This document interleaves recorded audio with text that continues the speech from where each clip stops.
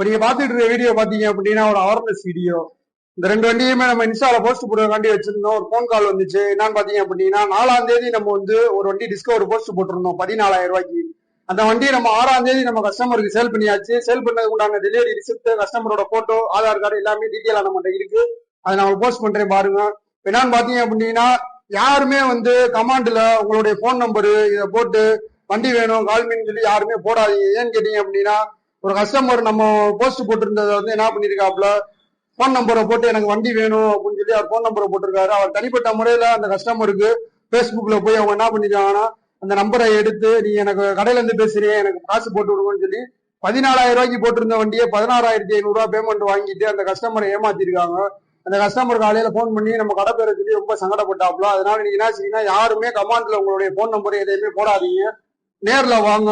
Advance போட்டு விடுறதா இருந்தா நேர்ல வந்து வண்டி எல்லாமே செக் பண்ணி பார்த்துட்டு வந்து நேர்ல எடுத்துக்கோங்க. யாருமே வந்து அட்வான்ஸ் போடாதீங்க.